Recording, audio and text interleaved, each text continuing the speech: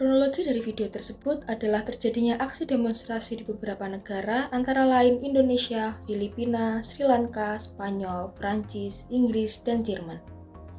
Aksi demo ini dilakukan bertepatan dengan Hari Wanita Internasional pada tahun 2023. Dalam aksi ini, para demonstran menuntut keadilan dalam hal kekerasan terhadap perempuan, perlindungan hukum bagi pekerja rumah tangga, serta kesetaraan dalam pekerjaan, pendidikan, dan juga politik.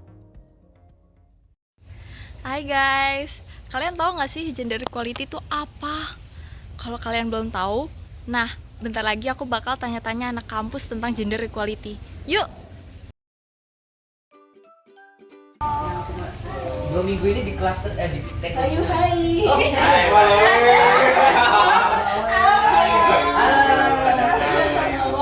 Lagi seru banget kayaknya. Iya, bener banget. Aku udah ketemu nih sama anak-anak kampus anak Dharma. Jadi aku bakal tanyain nih ke kalian. Kalian tahu nggak sih gender equality itu apa? Ya tahu sih. Tahu aku sih gender equality itu maksudnya ya kesetaraan antara kedua gender baik di mata hukum atau di mata masyarakat dalam kesempatan dia untuk mencari pekerjaan atau apapun itu di dunia. Boleh bertanya jawabannya. Kalau gitu kalian tahu nggak sih kalau ada aksi protes yang berlangsung pada hari perempuan internasional? Tahu nggak? Oh, aku pernah lihat. Ya tahu sih, tahu tapi kayak cuma sekilas aja kita nggak kayak perhatiin banget. Itu kelihatannya kalian belum terlalu familiar ya sama gender equality. Kalau gitu, saksikan berikutnya.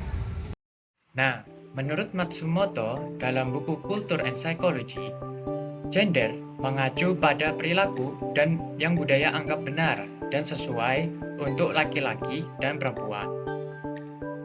Nah, gender equality menjadi isu yang terjadi di berbagai lingkup budaya dan masih menjadi persoalan hingga saat ini. Lalu kok bisa sih terjadi aksi protes sosial seperti yang di awal tadi? Hal ini bisa dijelaskan melalui perspektif psikologi sosial yang membahas mengenai efikasi kelompok.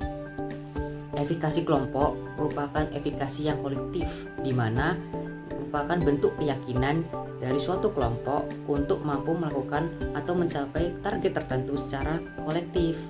Kalau dikaitkan dengan kasus yang di awal tadi, aksi tersebut merupakan sebuah aksi yang dasarnya di mana banyak sekali perempuan yang merasa dirugikan dan mengalami diskriminasi gender. Secara tidak langsung, perasaan sepenanggungan ini menimbulkan aksi protes dengan ekspektasi suara mereka didengar dan membuat perubahan terhadap diskriminasi yang sering terjadi di masyarakat. Dalam perspektif psikologi budaya, kasus tersebut dapat dilihat melalui teori peran sosial dari Jertosti yang menunjukkan adanya perbedaan perilaku antara laki-laki dan perempuan melalui hasil dari pembagian peran kerja bersejarah dan dipertahankan sesuai dengan norma atau tradisi budaya berasal.